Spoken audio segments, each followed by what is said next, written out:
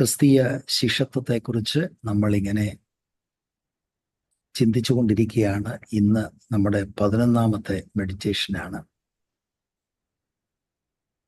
യേശുക്രിസ്തുവിൻ്റെ മനുഷ്യത്വം എന്ന വിഷയം പ്രാരംഭത്തിൽ നമ്മൾ ചിന്തിച്ച് ലൂക്കോസിൻ്റെ സുവിശേഷത്തിലേക്ക് നമ്മൾ പ്രവേശിച്ചിരിക്കുകയാണ്.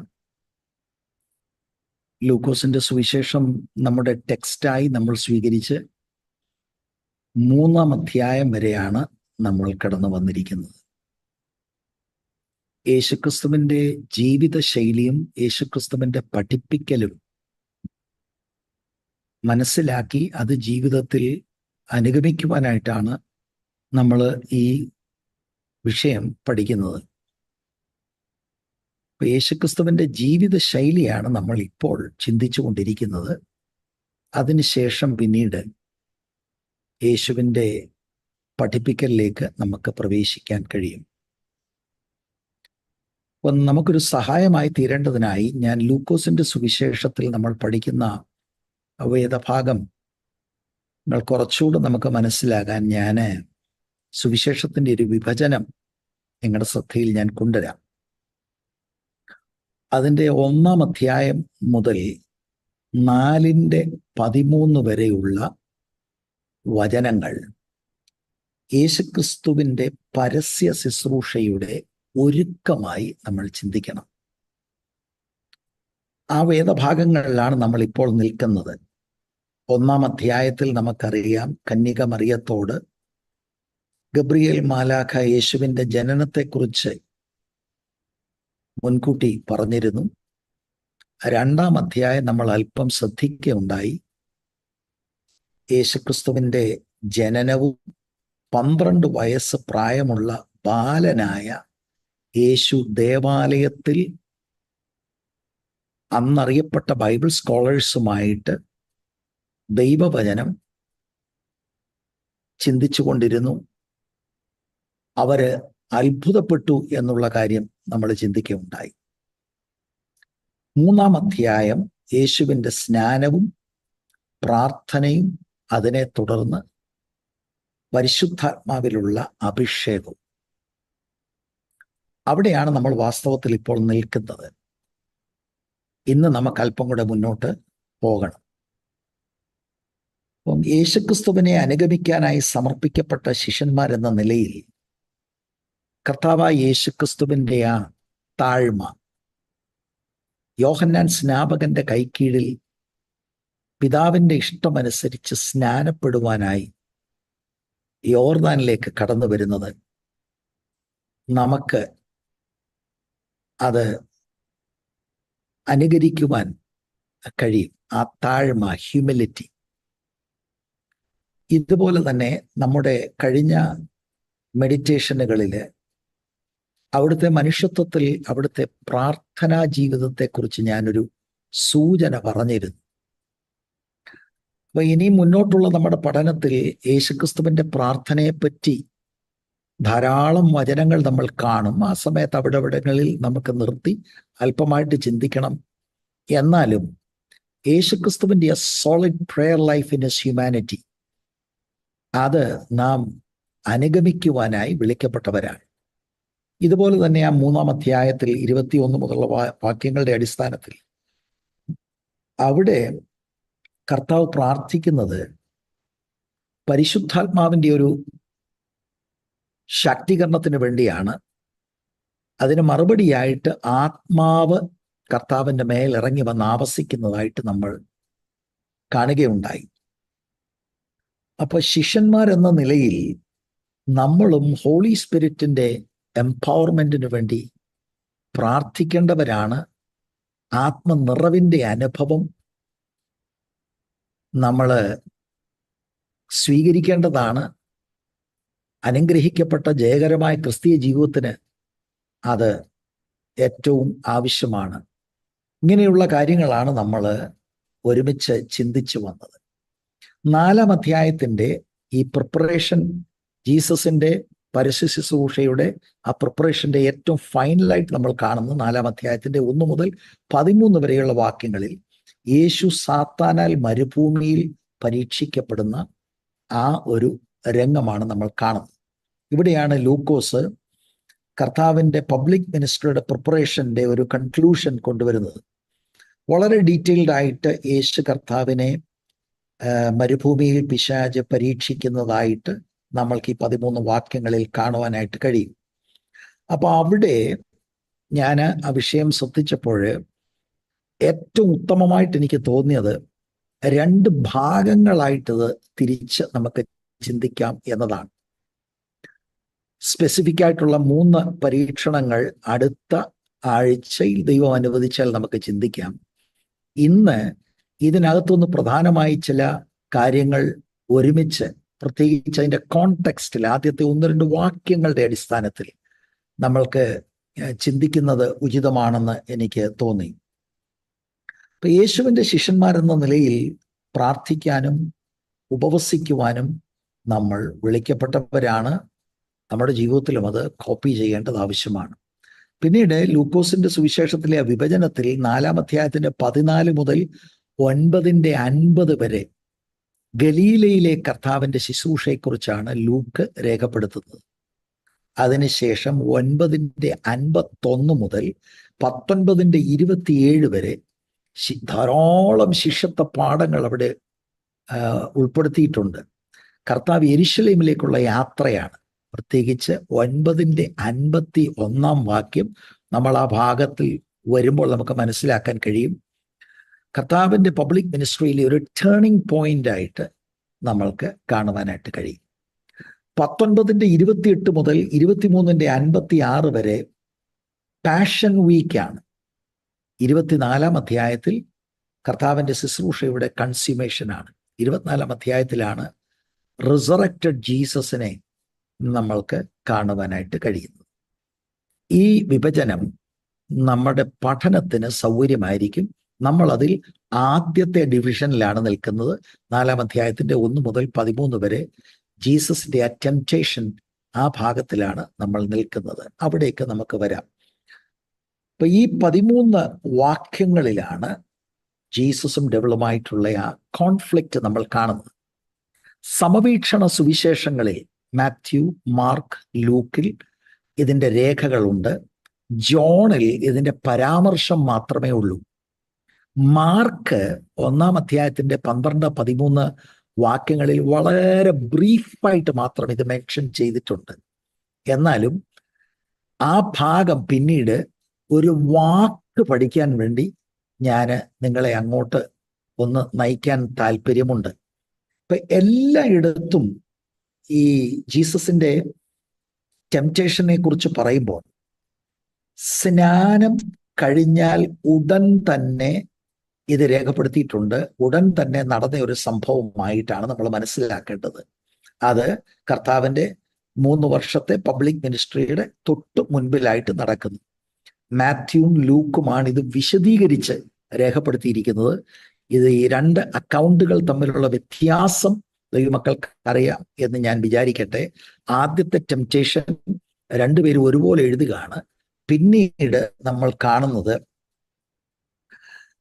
മാത്യു 2-ാമത്തെ ടെംപ്റ്റേഷനിൽ ജീസസിനെ ആ ടെമ്പിളിന്റെ പിനക്കളിലേക്ക് കൊണ്ടുപോകുന്നു. പിന്നീട് 3rd ടെംപ്റ്റേഷനിൽ ഒരു ഹൈ മൗണ്ടനിലേക്ക് കൊണ്ടുവരുന്നു. ലൂക്കോസ് ഈ ഓർഡറുകൾ ഒന്ന് റിവേഴ്സ് ചെയ്യുന്നതായിട്ട് മാത്രം നമ്മൾക്ക് മനസ്സിലാക്കാനായിട്ട് കഴിയും.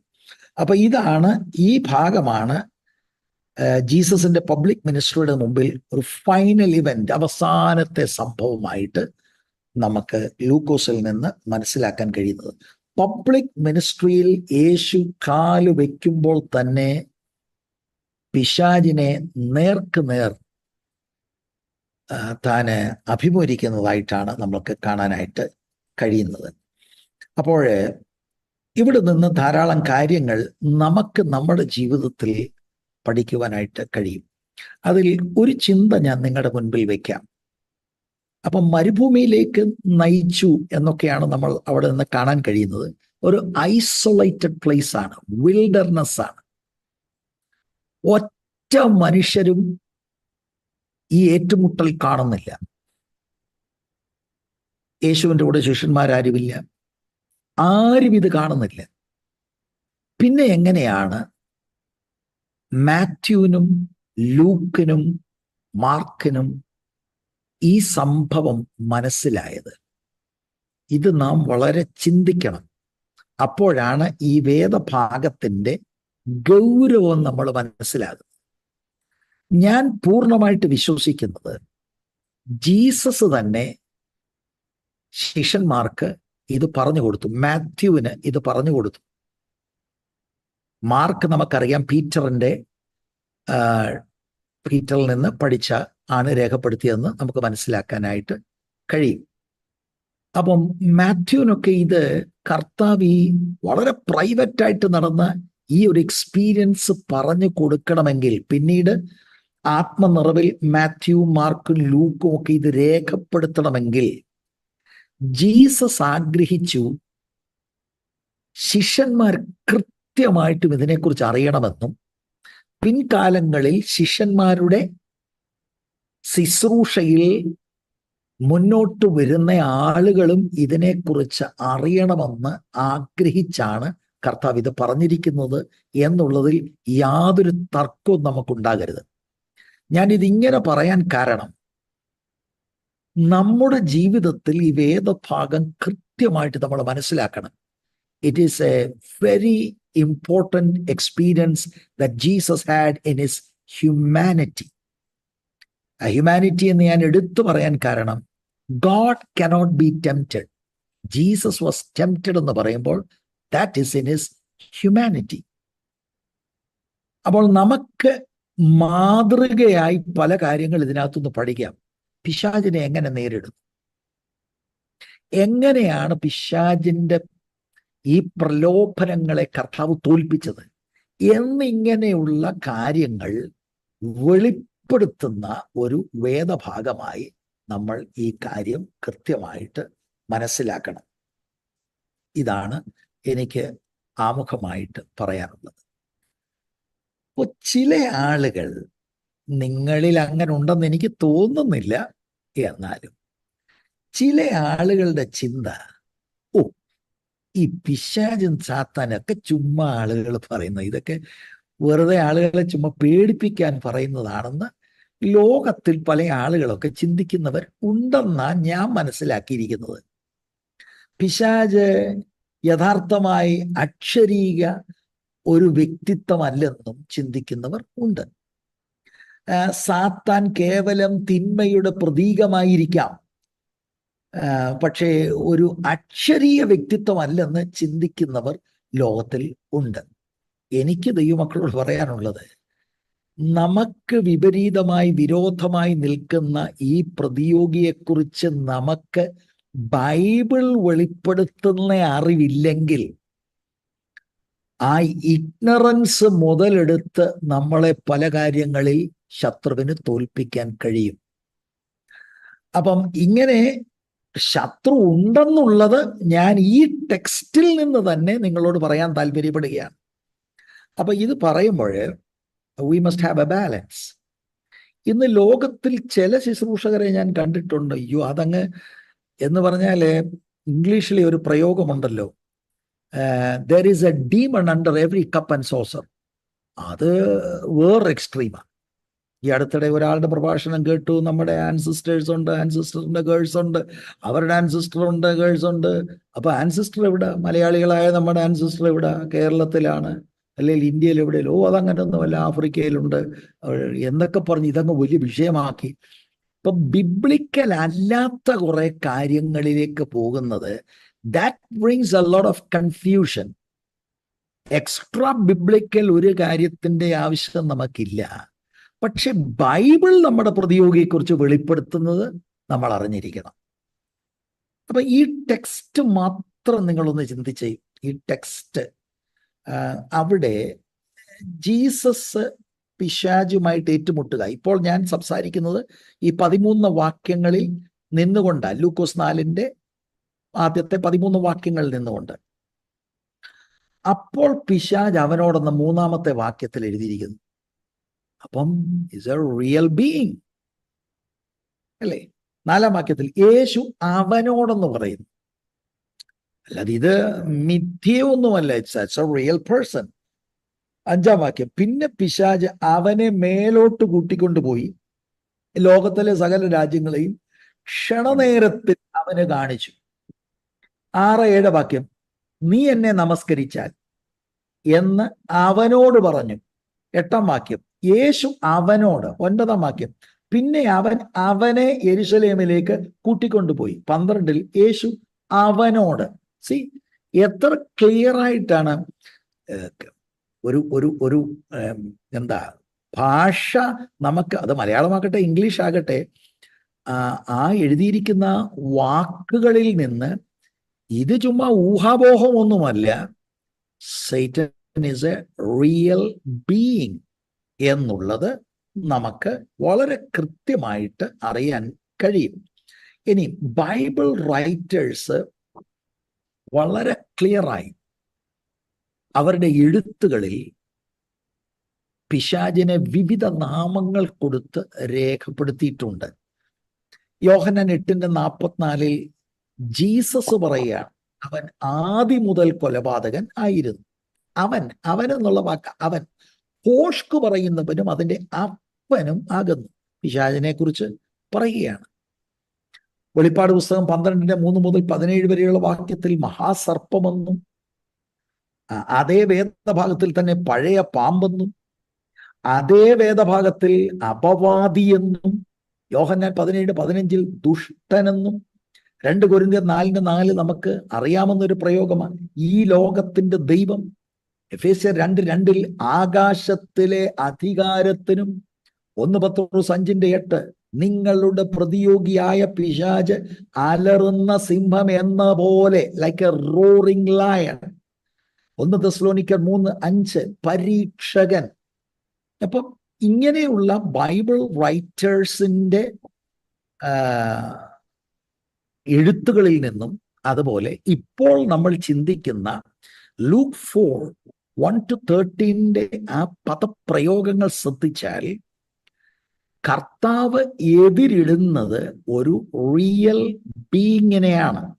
അപ്പൊ അതിനെക്കുറിച്ച് ദൈവമക്കൾക്ക് ഒരു കൺഫ്യൂഷനും ഉണ്ടാകരുത്. ഈ നമ്മൾ പിശാചിന്റെ പ്രവർത്തനങ്ങളെല്ലാം ഊതി വീർപ്പിക്കുക എന്ന നിലയിലല്ല നമ്മൾ ചിന്തിക്കേണ്ടത്. നിഷേധിക്കുന്നത് ഒരു ബിബ്ലിക്കൽ ചിന്തയല്ല. ബൈബിൾ വെളിപ്പെടുത്തിയിട്ടുള്ള നിലയിൽ നമ്മുടെ എതിരാളിയെക്കുറിച്ചും എതിരാളിയുടെ തന്ത്രങ്ങളെക്കുറിച്ചും നാം അറിഞ്ഞിരിക്കണം. അത് മാത്രമല്ല, ഈ എതിരാളിയെ നമുക്ക് തോൽപ്പിക്കാൻ കഴിയും. എങ്ങനെ ജയിക്കാൻ കഴിയുമെന്നുള്ളത് ബൈബിളിൽ വെളിപ്പെടുത്തിയിട്ടുണ്ട്. എക്സ്ട്രാ ബിബ്ലിക്കൽ കാര്യങ്ങളിലേക്കൊക്കെ നമ്മൾ പോകുമ്പോഴാണ് വളരെ വളരെ വലിയ വിഷയങ്ങൾ ഒക്കെ ഉണ്ടാകുന്നത്. അപ്പൊ ഈ കോണ്ടെക്സ്റ്റിൽ നിന്ന് മറ്റൊരു കാര്യം കൂടെ പറഞ്ഞിട്ട് നമുക്ക് മുന്നോട്ട് പോകാം. നമുക്ക് ഈ കോണ്ടെക്സ്റ്റിൽ നിന്ന് മനസ്സിലാക്കാൻ കഴിയുന്നത്, യേശു ഈ എതിരാളിയുടെ ടാക്ടിക്സിനെ ഒക്കെ കർത്താവ് വെളിപ്പെടുത്തുന്നുണ്ട്. അങ്ങനെ വെളിപ്പെടുത്തുകയും അവിടുന്ന് എങ്ങനെ ജയിച്ചു എന്ന് നമുക്ക് കാണിക്കുന്നത് കൊണ്ട് ആ മാതൃകയിൽ നിന്നുകൊണ്ട് നമുക്കും ജയിക്കാൻ കഴിയും എന്ന ആശയമാണ് നമ്മൾ ഇതിനകത്ത് ഉൾക്കൊള്ളേണ്ടത്. അങ്ങനെയാണെങ്കിൽ യേശു എങ്ങനെയാണ് തോൽപ്പിച്ചത്? അതേ ആത്മീക റിസോഴ്സസ് നമുക്കും കൃപയാൽ തന്നിട്ടുണ്ട്. നിങ്ങൾ നോക്കിക്കേ, 1 ലൂക്കോസ് 3:21 ലൂക്കോസ് 4:1-2 വാക്യത്തിന്റെ അടിസ്ഥാനത്തിലും ജീസസ് ഇസ് ഇൻ പ്രയർ. അപ്പൊ പ്രയർ ഒരു മേജർ കാര്യമാണ്, ഒരു ആത്മീക ആയുധമാണ്. ഈ ആത്മീക എതിരാളിയോട് നേരിടാനുള്ള ഒരു വലിയ ആയുധമാണ് പ്രയർ. ഫാസ്റ്റിംഗ് എന്നാണ് ലൂക്ക് 4 നമ്മൾ കാണുന്നത്. പ്രത്യേകിച്ച് മാത്യു 4:2 നമ്മൾ കണക്ട് ചെയ്യുമ്പോൾ ഹി ഈസ് ഫാസ്റ്റിംഗ്. അപ്പൊ ഫാസ്റ്റിംഗ് എന്ന് മാത്രം എഴുതിയിട്ടുള്ളത് കൊണ്ട് ജീസസ് വാസ് നോട്ട് പ്രേയിങ് എന്ന് ചിന്തിക്കേണ്ട. Fasting and prayer goes together. അപ്പൊ നമ്മുടെ ജീവിതത്തിലും ഉപവാസവും പ്രാർത്ഥനയും ഒരു പ്രധാനപ്പെട്ട വിഷയമാണ്.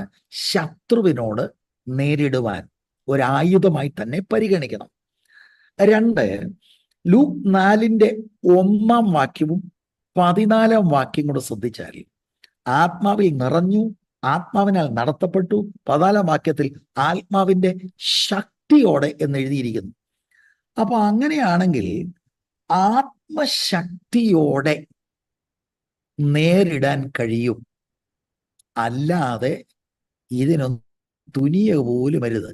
It's very clear that we cannot defeat the enemy in our strength. See, Jesus was led by the Holy Spirit. ആ സ്പിരിറ്റ് എംപവേർഡ് ലൈഫിലാണ് നമ്മൾ കർത്താവിനെ കാണുന്നത്. അങ്ങനെയാണ് ശത്രുവിനെ നേരിടുന്നത്. അപ്പൊ ആത്മനിറവ്, ഞാൻ ഒരു വാക്ക് ഒന്ന് കൂട്ടിച്ചേർക്കാണ് പ്രിയരെ. വേർപെട്ട സമൂഹത്തിൽ Holy Spirit baptism, Holy Spirit filling, Holy Spirit power, anointing, ഈ വാക്കുകളൊക്കെ നമ്മൾ കേട്ട് ഈ it is sort of taking it for granted എന്ന നിലയില്ല.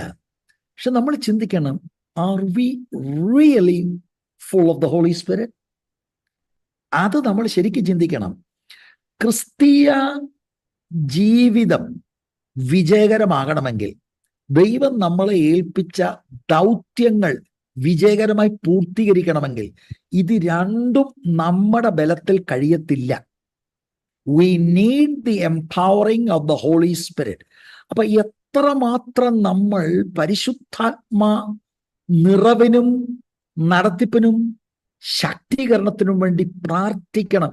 ഇൻഫാക്ട് ദൈവസഭയുടെ ഒരു മേജർ പ്രയർ അതല്ലേ ആയിരിക്കേണ്ടത്.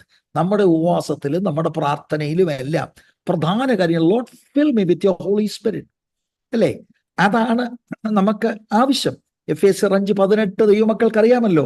Keep on being filled by the holy Spirit, keep on being. അങ്ങനെയുള്ള ഒരു പ്രയോഗമാണ് അവിടെ നമ്മൾക്ക് കാണാൻ കഴിയുന്നത്.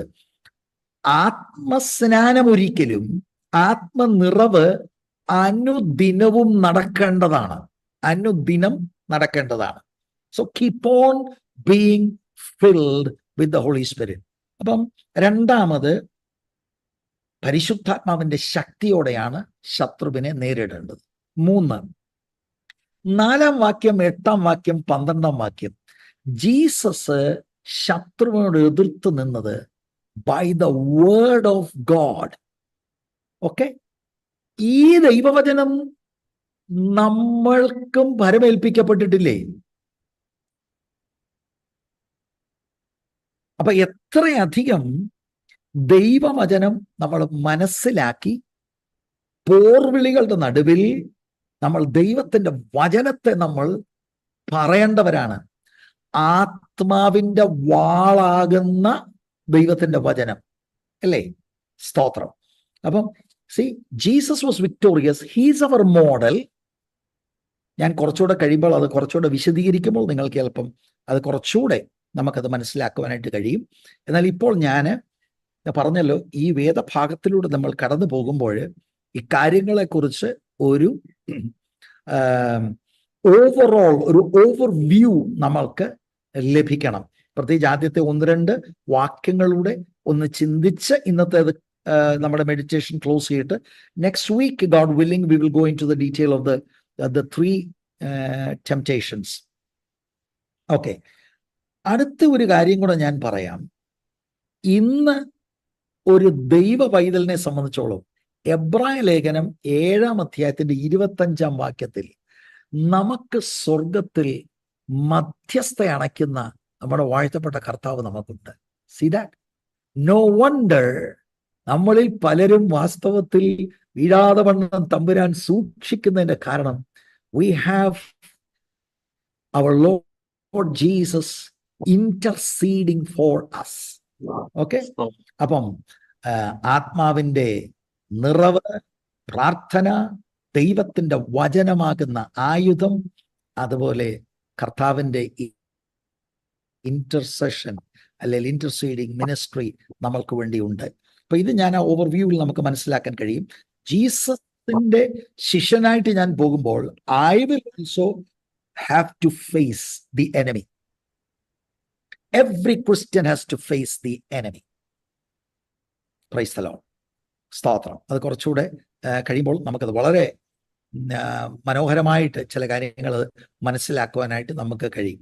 We all have to face the enemy. അപ്പൊ എനിമിയെ ഫേസ് ചെയ്യുമ്പോൾ ഡിസ്കറേജ്ഡ് ആകുകയല്ല, ജീസസിന്റെ മാതൃകയിൽ നമുക്ക് മനസ്സിലാക്കാൻ കഴിയുന്നത് ജീസസിന്റെ ഉപയോഗിച്ച അതേ ആയുധങ്ങൾ നമ്മൾക്ക് തന്നിട്ടുണ്ട്. And we have the name of Jesus, അല്ലേ? സ്തോത്രം. അതുകൊണ്ട് നമ്മുടെ വ്യക്തിപരമായ ജീവിതത്തിലും നമുക്ക് വിക്ടോറിയസ് ആകാൻ കഴിയും എന്ന ഒരു ദൂതാണ് നമ്മൾ ഇവിടെ ഉൾക്കൊള്ളേണ്ടത്. ഇനി ഈ 4-ാം അധ്യായത്തിന്റെ 1 മുതൽ 13 വരെയുള്ള വാക്യങ്ങളിൽ പെട്ടെന്ന് ഞാൻ അതിൻ്റെ ഒരു ഔട്ട്ലൈനൂടെ നിങ്ങൾക്ക് ഞാൻ തരാം. എന്നിട്ട് 1-ാം വാക്യത്തിലേക്ക് നമുക്ക് പ്രവേശിക്കാം. ആദ്യത്തെ 2 വാക്യങ്ങളിലാണ് ഈ പ്രലോഭനങ്ങളുടെ സന്ദർഭം, അവിടുത്തെ ആ സെറ്റിങ് അല്ലെങ്കിൽ ആ കോണ്ടെക്സ്റ്റ് നമ്മൾക്ക് കാണാൻ കഴിയുന്നത്. 3-4 വാക്യത്തിൽ അപ്പത്തിനു വേണ്ടിയുള്ള പ്രലോഭനം. 5 മുതൽ 8 വരെയുള്ള വാക്യങ്ങളിൽ പിശാചിനെ നമസ്കരിക്കാനുള്ള പ്രലോഭനം. 9 മുതൽ 12 വരെയുള്ള വാക്യങ്ങളിൽ ദൈവത്തിന്റെ സംരക്ഷണം പരീക്ഷിക്കാനുള്ള പ്രലോഭനം, ടു ടെസ്റ്റ് ഗോഡ്. എന്നിട്ട് 13-ാം വാക്യത്തിലാണ് പിശാച് കുറെ കാലത്തേക്ക് അവനെ വിട്ടുമാറി. അത് മലയാളം തർജ്ജിമയാണ്. ഇംഗ്ലീഷിൽ ഫോർ ആൻ ഓപ്പർച്യൂൺ മോമെന്റ് എന്നാണ് എഴുതിയിരിക്കുന്നത്. അത് കുറച്ചുകൂടെ നമുക്ക് ആശയ വ്യാപ്തി തരുന്ന ഒരു പ്രയോഗമാണ്. അപ്പം ഇങ്ങനെ വെച്ചിരിക്കുക, ഓപ്പർച്യൂൺ ടൈമിൽ പിന്നെയും അറ്റാക്ക് ചെയ്യുവാൻ വേണ്ടി എന്ന അർത്ഥമാണ്. ഞാൻ മനസ്സിലാക്കുന്നത് നിങ്ങളോട് പറയാം. All through the life of Jesus ശത്രു വിവിധ ഇടങ്ങളിൽ കർത്താവിനെ ടെംപ്റ്റ് ചെയ്യുന്നതായി, പ്രലോഭനങ്ങൾ അഴിച്ചുവിടുന്നതായിട്ട് നമുക്ക് കാണാൻ കഴിയും. And Jesus was victorious in all these temptations എന്നത് നമുക്ക് മനസ്സിലാക്കാൻ കഴിയും. അങ്ങനെ ജയാളിയായ കർത്താവിനെ അനുഗമിക്കാൻ ദൈവം നമുക്ക് തന്ന ഭാഗ്യത്തിനായി നമുക്ക് ദൈവത്തിന് സ്തോത്രം ചെയ്യാം. We are not following somebody who was defeated, but we are following someone who has conquered and who is victorious.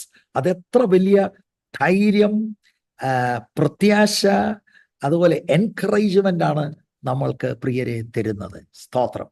നമുക്ക് എബ്രായ ലേഖനം 4-ന്റെ 15-ാം വാക്യമൊക്കെ നമുക്കറിയാം. Jesus was tempted in all points like us, yet he did not sin. കർത്താവ് പാപം ഒരിക്കൽ പോലും ചെയ്തിട്ടില്ല. He never experienced sin. അതുകൊണ്ട് തൽസമയത്ത് നമ്മൾ കൃപാസനത്തിൽ ചെല്ലുമ്പോൾ അവിടുന്ന് നമ്മൾ അനുഭവിക്കുന്ന പ്രലോഭനങ്ങളുടെ കാഠിന്യത അവിടുത്തേക്ക് നന്നായി അറിയാം. And he will give his grace to us. ധാരാളമായി അവിടുന്ന് കൃപ തന്ന് നമ്മളെ തീർച്ചയായിട്ടും യുദ്ധകളത്തിൽ ജയാളികളായി അവിടുന്ന് നിർത്തും. 1-ാമത്തെ വാക്യം നമുക്കറിയാവുന്ന വാക്യമാണ്. നമ്മളിത് ആത്മനിറവിനെ കുറിച്ച് പഠിച്ച സമയത്ത് നമ്മൾ കുറച്ച് നോക്കിയിരുന്നു. എന്നാലും ഒന്ന് ശ്രദ്ധിക്കാം. യേശു പരിശുദ്ധാത്മാവ് നിറഞ്ഞവനായി യോർദാൻ വിട്ടുമടങ്ങി ആത്മാവ് അവനെ മരുഭൂമിയിലേക്ക് നടത്തി. പിശാച് അവനെ 40 ദിവസം പരീക്ഷിച്ചു കൊണ്ടിരുന്നു. അപ്പം ലൂക്കോസ് എന്ന എഴുത്തുകാരൻ ഇവിടെ പരിശുദ്ധാത്മാവിന്റെ ഈ റോള്, പരിശുദ്ധാത്മാവിന്റെ കേന്ദ്രമായ റോള് ഈ ഇൻസിഡന്റിൽ ഹൈലൈറ്റ് ചെയ്യുന്നുണ്ട്. ലൂക്കോസ് നമുക്കറിയാം പ്രാർത്ഥനയെക്കുറിച്ചും ഹോളി സ്പിരിറ്റിനെ കുറിച്ചും വളരെ എംഫസിസ് കൊടുക്കുന്ന ഒരു റൈറ്ററാണ്. അപ്പം കർത്താവിൻ്റെ ഈ ടെംപ്റ്റേഷനും കർത്താവിൻ്റെ ബാപ്റ്റിസവും ഒക്കെ കണക്റ്റഡ് ആണ്. ബാപ്റ്റിസം കഴിഞ്ഞ് പ്രാർത്ഥിച്ചുകൊണ്ടിരിക്കുമ്പോൾ ആത്മാവ് കർത്താവിൻ്റെ മേൽ ദേഹരൂപത്തിൽ വരുന്നു. അത് കഴിഞ്ഞിട്ടാണ് യേശു പരിശുദ്ധാത്മാവ് നിറഞ്ഞവനായി യോർദാൻ വിട്ടുമടങ്ങി. Immediately after the baptism. ലൂക്കോസിന്റെ എഴുത്തിൽ 3-ാം അധ്യായത്തിൽ ഈ സംഭവം കഴിഞ്ഞിട്ട് പിന്നെ ജിനിയോളജിയാണ് നമ്മൾ കാണുന്നത്. അത് കഴിഞ്ഞ് 4-ാം അധ്യായത്തിന്റെ 1 മുതൽ ഈ ടെംപ്റ്റേഷൻ. അപ്പം after the baptism of Jesus he is going into the wilderness. ആത്മാവിൽ നിറഞ്ഞവനായി എന്ന് പറഞ്ഞാൽ completely surrender to the holy spirit. He is full of the Holy Spirit എന്ന അർത്ഥമാണ് നമ്മൾ മനസ്സിലാക്കേണ്ടത്. യേശു പരിശുദ്ധാത്മാവ് നിറഞ്ഞവനായി യോർദാൻ വിട്ട് ആത്മാവ് അവനെ മരുഭൂമിയിലേക്ക് നടത്തി. ആത്മനിറവിന്റെ ഒരടയാളമാണ് ആത്മാവിൽ നടക്കുക. Okay, we all claim that we are Pentecostal people. Pentecost അല്ലാത്തവരുമുണ്ട്. പെന്തക്കോസ്ത് വാസ്തവത്തിൽ ഒരു സഭയല്ല പ്രിയരെ. പെന്തക്കോസ്ത് ഒരു അനുഭവമാണ്. ഹോളി സ്പിരിറ്റിന്റെ ഫുൾനെസിന്റെ അനുഭവമാണ്. അപ്പൊ നമ്മൾ അങ്ങനെയൊക്കെ ക്ലെയിം ചെയ്യുന്നവരാണെങ്കിലും ആത്മാവിന്റെ നടത്തിപ്പിൽ നടക്കുക എന്ന് പറയുന്നത് ഒരു വലിയ അനുഭവമായിട്ട് നമ്മൾ മനസ്സിലാക്കണം. ആത്മാവ് അവനെ മരുഭൂമിയിലേക്ക് നടത്തി എന്നതാണ് ഇവിടെ എഴുതി. ആത്മാവ് നിറഞ്ഞവനായ ആത്മാവനെ മരുഭൂമിയിലേക്ക് നടത്തി. This is one of the marks of being full of the holy spirit. അപ്പൊ ഇവിടെ നമുക്ക് കാണാൻ കഴിയുന്ന യേശുവിന്റെ മനുഷ്യത്വത്തിൽ he was totally dependent on the Holy Spirit. ആത്മാവിന്റെ എംപവറിങ്ങും ആത്മാവിന്റെ ലീഡിങ്ങിലുമാണ് അവിടുന്ന് പിതാവ് വെച്ചിരിക്കുന്ന എല്ലാ ഇഷ്ടവും അവിടുന്ന് തൃപ്തികരമായി ചെയ്തത്. ഓക്കെ, ആ നിലയിൽ നമ്മൾ മനസ്സിലാക്കാം. അപ്പൊ ഇത് നമ്മൾ എന്തിനാ അങ്ങനെ മനസ്സിലാക്കുന്നത്? നമുക്കിതാണ് വേണ്ടത്. യേശുവിന്റെ ഹ്യൂമാനിറ്റിയിൽ ആത്മാവിന്റെ നിറവും നടത്തിപ്പും പിതാവിന്റെ ഇഷ്ടം വിജയകരമായി പൂർത്തീകരിക്കാൻ നമുക്ക് എത്രയധികം. എന്നിട്ട് ഇനി ഒരു കാര്യം നിങ്ങളോട് ഞാൻ പറയാം. മർക്കോസിന്റെ സുവിശേഷം നിങ്ങളൊന്ന് എടുക്കണം. മർക്കോസിന്റെ സുവിശേഷം 1-ാം അധ്യായം 12-ാം വാക്യം. ഞാൻ പറഞ്ഞല്ലോ, മർക്കോസ് 2 വാക്യമേ ഈ വിഷയം വിശദീകരിക്കാൻ എടുത്തിട്ടുള്ളൂ. 12-ഉം 13-ഉം വാക്യങ്ങളാണ്. അത് മറ്റ് ഈ സുവിശേഷങ്ങളിൽ ഇല്ലാത്ത ചില പദപ്രയോഗങ്ങളുണ്ട്. അതിൽ 12-ാം വാക്യം, അനന്തരം ആത്മാവ് അവനെ മരുഭൂമിയിലേക്ക് പോകുവാൻ നിർബന്ധിച്ചു എന്നൊരു പദപ്രയോഗം. ആത്മാവ് നിർബന്ധിച്ചു. ഇംഗ്ലീഷില് ആ പദപ്രയോഗങ്ങൾ ഇച്ചിരി കട്ടിപ്രയോഗങ്ങളാണ്. എന്നെ അതിന്ന് വളരെ ദ സ്പിരിറ്റ് ഇമ്മീഡിയറ്റ്ലി ഡ്രോവ് എന്നൊരു വാക്ക്, ഡ്രോവ് എന്നോ ഇംപെൽഡ് എന്നോ കമ്പൽഡ് എന്നോ ഒക്കെ നമുക്ക് പറയാം. Into the wilderness. That's a very strong verse അല്ലേ? അഗ്രസീവ് ആയിട്ടാണ് നമുക്ക് കാണാൻ കഴിയുന്നത്. അപ്പൊ അവിടെ ഒരു divine impulse of the holy spirit ആണ് നമുക്ക് കാണാൻ കഴിയുന്നത്. അപ്പൊ അത് എങ്ങനെയാ ഒന്ന് വിശദീകരിക്കേണ്ടതെന്ന് പറഞ്ഞാൽ ഞാൻ മനസ്സിലാക്കുന്നത് നിങ്ങളോട് പറയാം. നമ്മൾക്കറിയാം, അപ്പോസ്തലപ്രവൃത്തി 8:39 കർത്താവിന്റെ ആത്മാ ഫിലിപ്പോസിനെ എടുത്തുകൊണ്ട് പോയി എന്ന് പറയുന്നത് പോലെ കർത്താവിനെ മരുഭൂമിയിലേക്ക് ഹോളി സ്പിരിറ്റ് നടത്തി എന്ന ഒരു പദപ്രയോഗമാണ്. ഇത്രയും ഞാനിത് ഹൈലൈറ്റ് ചെയ്യാൻ കാരണമുണ്ട്. അത് ഞാനത് പറയാം. അപ്പം ദ ഹോളി സ്പിരിറ്റ് ആണ് ഇത്ര സ്ട്രോങ് ആയിട്ട് കർത്താവിനെ നടത്തിയതെന്ന് പറയുമ്പോൾ മനസ്സിലാക്കണം, കർത്താവിന്റെ ഹിതം അതിനകത്തില്ലായിരുന്നു. ഹിതത്തിന് വിപരീതമായി പുഷ് ചെയ്ത് കൊണ്ടുപോയി എന്ന അർത്ഥമല്ല.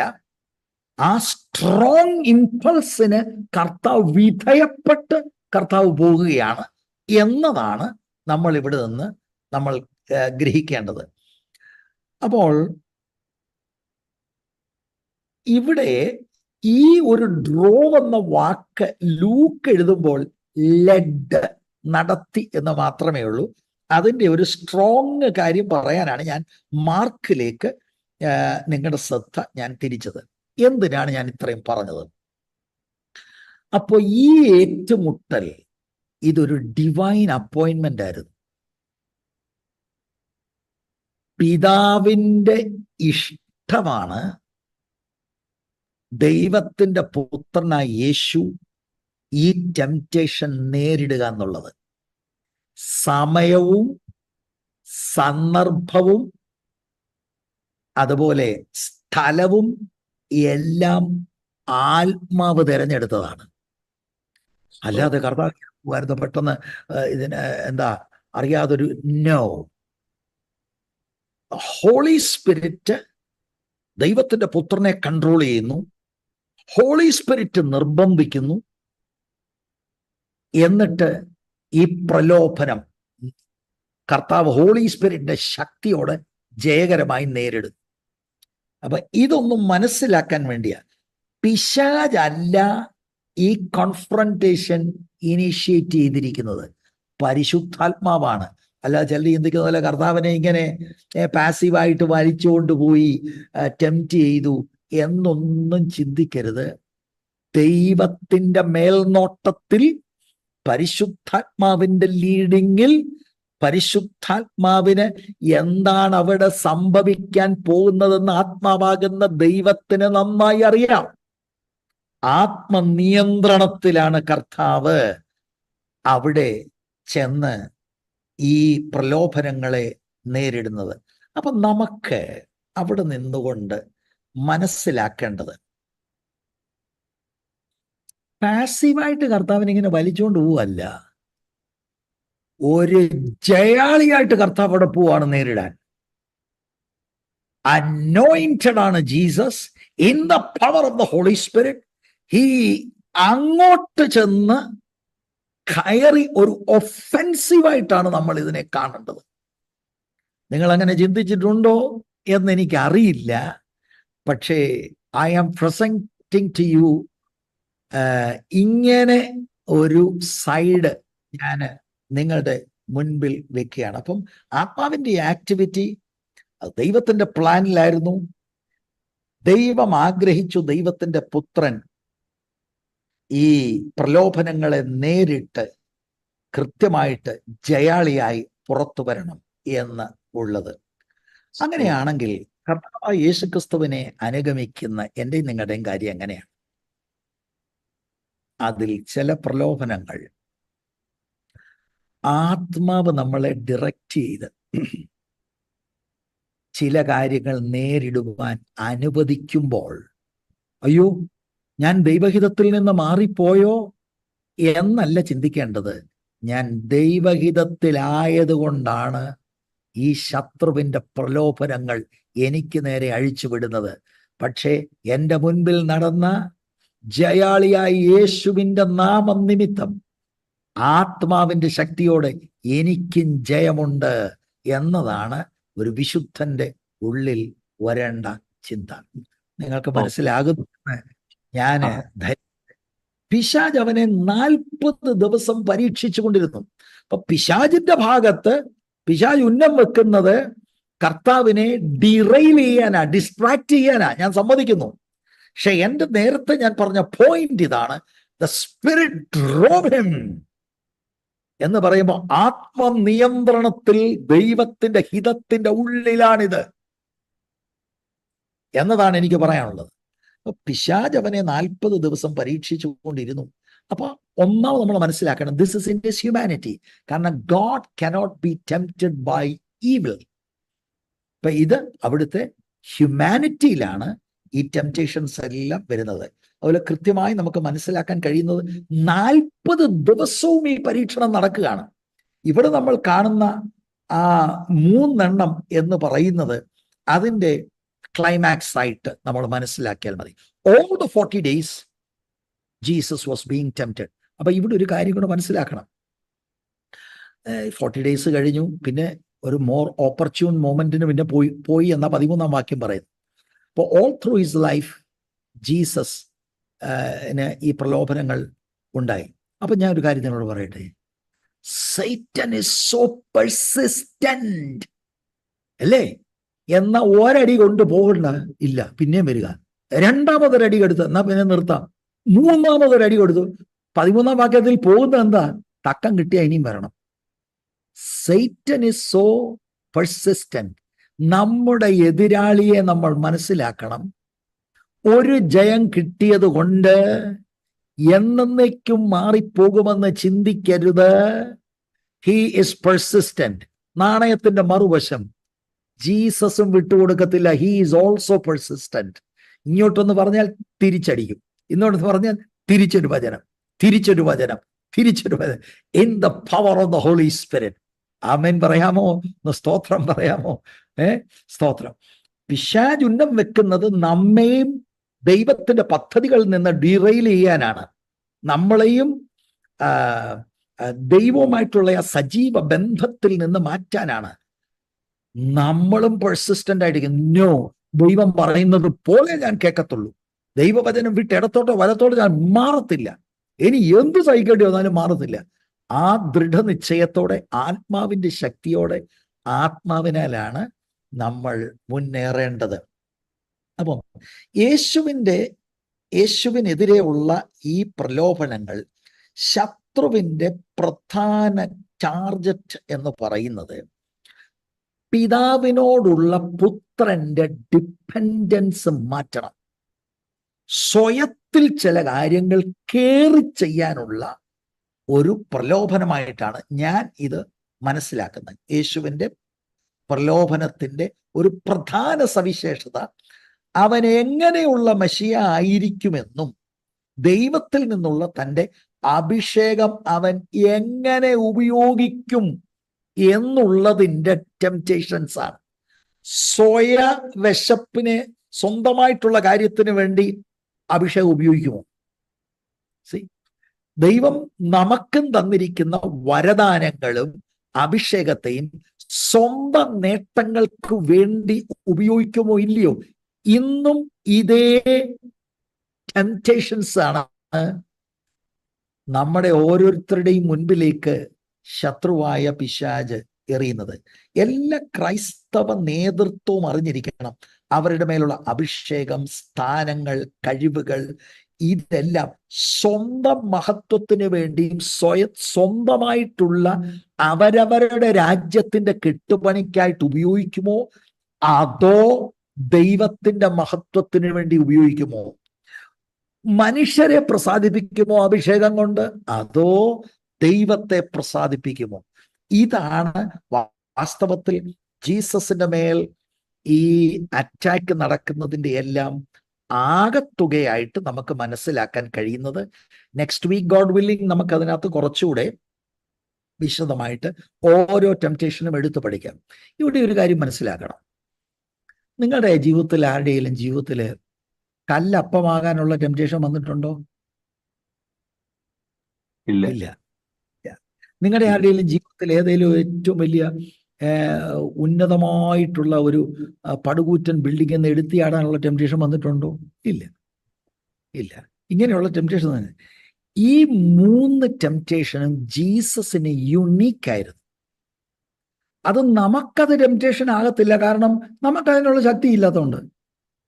കല്ലപ്പം നമ്മൾ ചിന്തിച്ചിട്ട് പോലുമില്ല, കാരണം നമുക്കതിനുള്ള ജീസസിന്റെ as a Messiah his unique temptation ആണ്. എങ്കിലും ഇതിനകത്ത് ഉള്ള തത്വങ്ങൾ നമുക്ക് മനസ്സിലാക്കണം.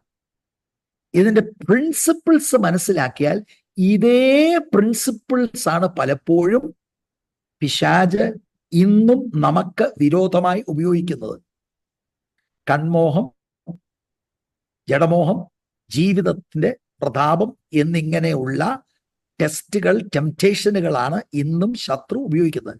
എന്നാൽ ഇവിടെ രേഖപ്പെടുത്തിയിരിക്കുന്ന കല്ലപ്പമാകാനോ അല്ലെങ്കിൽ രാജ്യങ്ങളുടെ എല്ലാം ഗ്ലോറി കാണിച്ച് നമുക്ക് രാജ്യം ഭരിക്കാനുള്ള ടെംപ്റ്റേഷനൊന്നും നമുക്ക് ഒരിക്കൽ പോലും വന്നിട്ടില്ല. മേളിൽ നിന്ന് ചാടുക അങ്ങനെയൊന്നും നമുക്ക് വന്നിട്ടില്ല. These temptations were unique, but the principles contained in them അത് നമുക്ക് വിരോധമായി ഇന്നും ശത്രു ഉപയോഗിക്കുന്നതാണ്. ഇനി 2-ാം വാക്യം, ആ ദിവസങ്ങളിൽ അവൻ ഒന്നും ഭക്ഷിച്ചില്ല, അവ കഴിഞ്ഞപ്പോൾ അവന് വിശന്നു. അത് മാത്യു 4:2 വളരെ വ്യക്തമായിട്ട് അവൻ 40 പകലും 40 രാവും ഉപവസിച്ച ശേഷം അവന് വിശന്നു എന്ന് എഴുതിയിരിക്കുന്നത്. അപ്പൊ ഉപവാസത്തിന്റെ കൂടെ പോകുന്ന ഒരു കാര്യമാണ് പ്രയർ. ഉപവാസം എന്ന് പറഞ്ഞാൽ ഭക്ഷണം വെടിഞ്ഞിരിക്കുക. ഇവിടെ പ്രത്യേകം കർത്താവ് വെള്ളം നിഷേധിച്ചു എന്നത് നമ്മൾ കാണുന്നില്ല. ഒരു പക്ഷെങ്കിൽ ഈ പ്രൊലോങ്ഡ് ആയിട്ടുള്ള ഫാസ്റ്റിങ്ങിൽ കർത്താവ് വെള്ളം കുടിച്ച് കാണാം എന്ന് അഭിപ്രായപ്പെടുന്ന ചിലരൊക്കെ ഉണ്ട്. കാരണം ഹംഗ്രി ആയിട്ട് ഈ ഉപവാസത്തിന്റെ അവസാനം കാണുന്നുണ്ട്, തേഴ്സ്റ്റി ആയിട്ട് അവിടെ പറയുന്നില്ല എന്ന കാരണത്താൽ അവർ ആ നിലയിൽ ചിന്തിക്കുന്നു. അതെങ്ങനെയുമാകട്ടെ, ഒരു കാര്യം ഉറപ്പാണ്, Jesus was led into the wilderness. Yes, there would be a fight. അപ്പോൾ തന്നെ ജീസസ് വാസ് കോൺസെൻട്രേറ്റിംഗ്, ആത്മീക കാര്യങ്ങളിൽ അവിടുന്ന് ശ്രദ്ധിക്കുന്നതായിട്ടാണ് നമ്മൾക്ക് മനസ്സിലാക്കാൻ കഴിയുന്നത്. ഒരു നിമിഷം നമ്മൾ ഈ ഉപവാസവും പ്രാർത്ഥനയെക്കുറിച്ചൊന്ന് ചിന്തിക്കുന്നത് ഉചിതമായിരിക്കാം. ചില ആളുകൾ ചോദിക്കും, അങ്ങനെ കൽപ്പനയായിട്ടുണ്ടോ ഉപവസിക്കണമെന്ന്? ഞാൻ നിങ്ങളോട് പറയാം, കൽപ്പനയായിട്ട് ഒരു പക്ഷെങ്കിൽ ആർക്കും കാണിക്കാൻ കഴിയത്തില്ലെങ്കിലും യേശുവിനെ അനുഗമിക്കുന്ന ശിഷ്യനാണെങ്കിൽ യേശു ഉപവസിച്ചു. And those who follow him also need to fast and pray. അത് ഓരോരുത്തർക്ക് ലഭിച്ച കൃപയ്ക്കനുസരിച്ച് ദൈവത്തിന്റെ ആത്മാവിന്റെ ലീഡിങ്ങിലാണ് ചെയ്യേണ്ടത്. ഇവിടെ പണ്ടാരാണ്ട് 41 ഇരുന്നവരുണ്ട്. അതെന്തിനാന്ന് എനിക്കറിയത്തില്ല. ഇനി കർത്താവിനെ തോപ്പിക്കാനാണോ എനിക്കറിയത്തില്ല.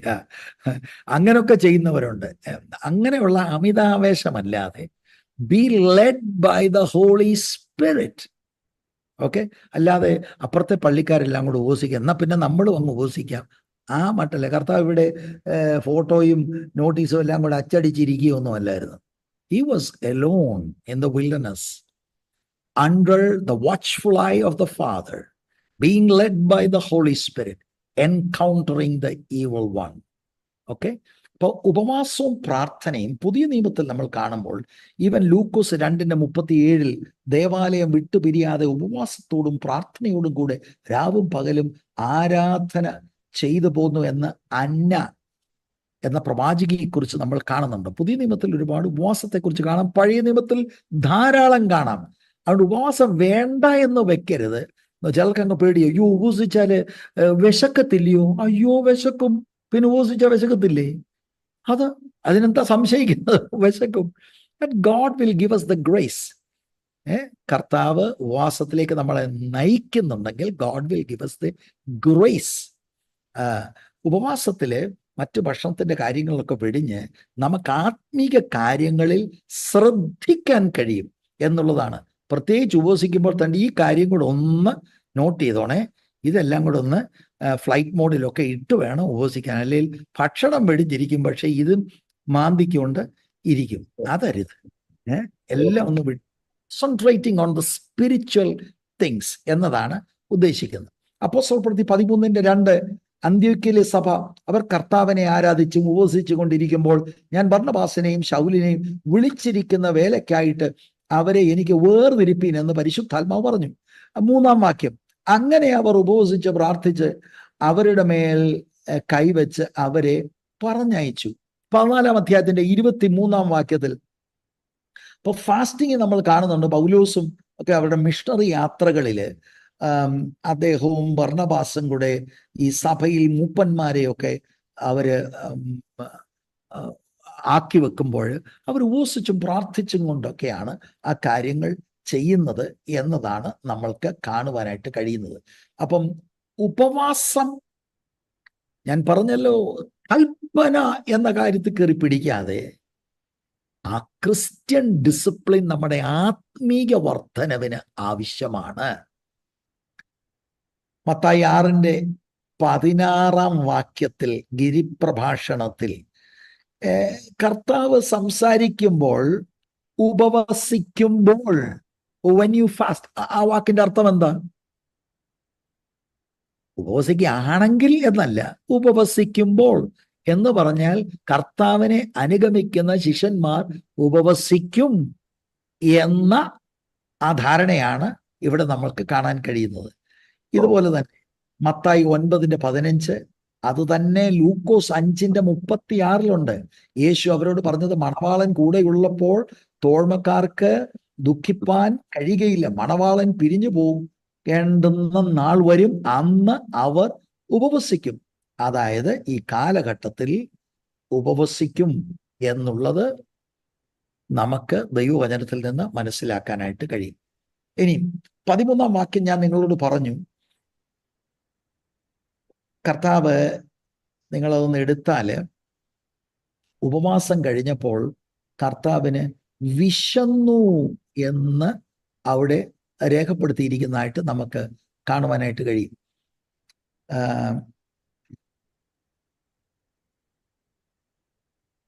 തൈലം. അതെ, ആ വാക്യത്തിൽ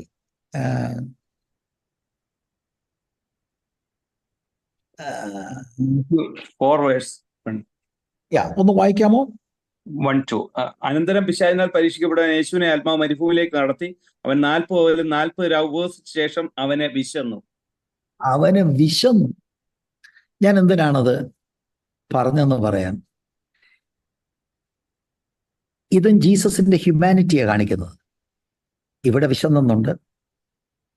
ശമരിയക്കാരത്തി സ്ത്രീയുടെ എപ്പിസോഡ് നമുക്കറിയാം, ദാഹിച്ചതായിട്ടുണ്ട്. യോഹന്നാൻ 11 അവിടുന്ന് കരഞ്ഞതായിട്ടുണ്ട്. ഇതെല്ലാം ഹ്യൂമാനിറ്റി ഓഫ് ജീസസ് ആണ്. 40 ദിവസം ഭക്ഷണം കഴിക്കാതിരുന്ന് അതിന്റെ അവസാനം വിശന്നെന്ന് പറഞ്ഞപ്പോൾ ഫാമിഷ്ഡ് എന്നൊരു വാക്കാണ് ചില തർജ്ജിമകളിൽ ഉപയോഗിച്ചിരിക്കുന്നത്. ഒരു സമയം കഴിയുമ്പോൾ നമ്മുടെ വിശപ്പില്ലാതെ വരും. പിന്നീട് വിശക്കുമ്പോൾ അതാ അൾട്ടിമേറ്റ് ആയിട്ടുള്ള ആ ലാസ്റ്റ് പോയിന്റാണ്. ഇതിനപ്പുറത്തോട്ട് ഇനിയും ഹ്യൂമൻ ബോഡിക്ക് പോകാൻ ഒക്കാത്ത ഒരു സ്ഥിതി പോലെയാണ് നമ്മൾ ഇവിടെ കാണുന്നത്. അപ്പോഴാണ് പിശാച് അടുക്കുന്നത്, അല്ലേ? അപ്പൊ അവിടെ നമ്മൾ ഒരു വലിയ തന്ത്രം നമ്മൾ മനസ്സിലാക്കണം. വലിയ തന്ത്രം. വൾണറബിൾ മൊമെന്റുകളിലാണ് 13-ാം വാക്യം എടുത്തു പറഞ്ഞാൽ ഇതാണ് ഓപ്പർച്യൂൺ മൊമെന്റ്. ഇവിടെയുള്ള എല്ലാ പരീക്ഷണം കഴിഞ്ഞ് ഓപ്പർച്യൂൺ ടൈമിലേക്ക് പിശാച് മാറിപ്പോയെന്നാണ്. ഇവിടെ എന്താ? ഇതാണ് ഓപ്പർച്യൂൺ മൊമെന്റ്. വൾണറബിളാ, വിശന്നു, 40 ഡേയ്സ് കഴിഞ്ഞു അടുത്ത് വരികയാണ്. അപ്പൊ ഇതാണ് ഒരു സ്ട്രച്ച്. പതിയിരുന്ന് ആക്രമിക്കാനുള്ള തന്ത്രപരമായ നിമിഷം.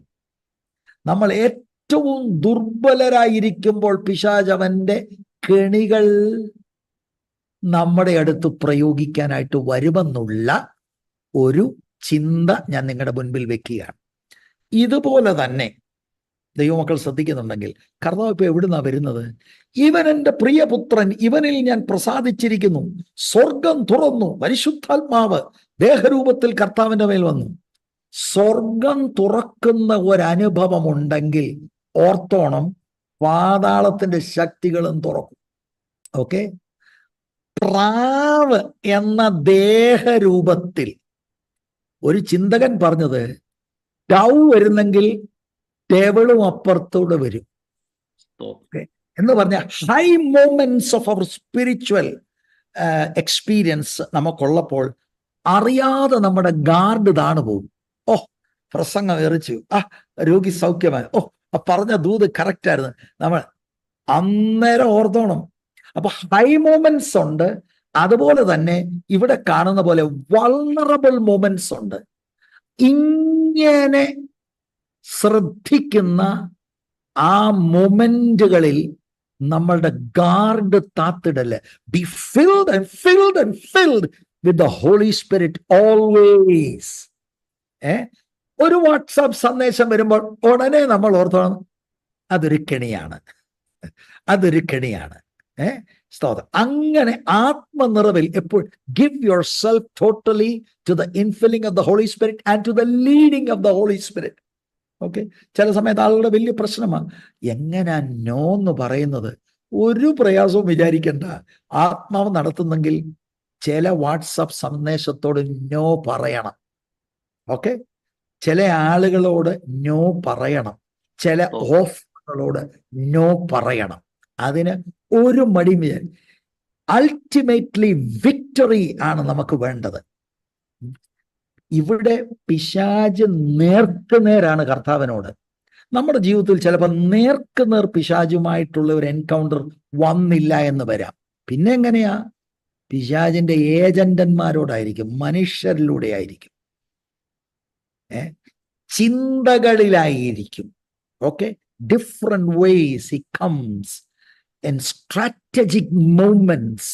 പക്ഷെ ആത്മനിറവുള്ള ഒരു ദൈവ പൈതൽ, ദൈവവചനം അകത്ത് ലോഡഡായിരിക്കുന്ന 12-ാം വയസ്സിലൊക്കെ കർത്താവിന്റെ ഉള്ളിൽ ദൈവവചനത്താൽ നിറഞ്ഞിരിക്കുന്നതിന്റെ ഗുണം കണ്ടോ? In his humanity, when the attack comes under the power of the Holy Spirit, ആ വചനങ്ങൾ ഓർമ്മയിൽ വരിക. ആവർത്തന പുസ്തകത്തിൽ നിന്ന് 1, 2, 3 എന്ന് പറഞ്ഞുകൊണ്ട് പറയുകയാണ്. ഇതായിരിക്കട്ടെ നമ്മുടെ മാതൃക. നമ്മുടെ സമയം ഒത്തിരി അടുക്കുന്നു. എന്നാലും ഒരു കാര്യം കൂടെ പറയാം. ടെംപ്റ്റേഷൻ അല്ല പാപം, ടെംപ്റ്റേഷന് വിധേയപ്പെടുന്നതാണ് പാപം. ജീസസ് വാസ് ടെംപ്റ്റഡ്, അതല്ല പാപം. Me and you, we can be tempted. അതല്ല പാപം.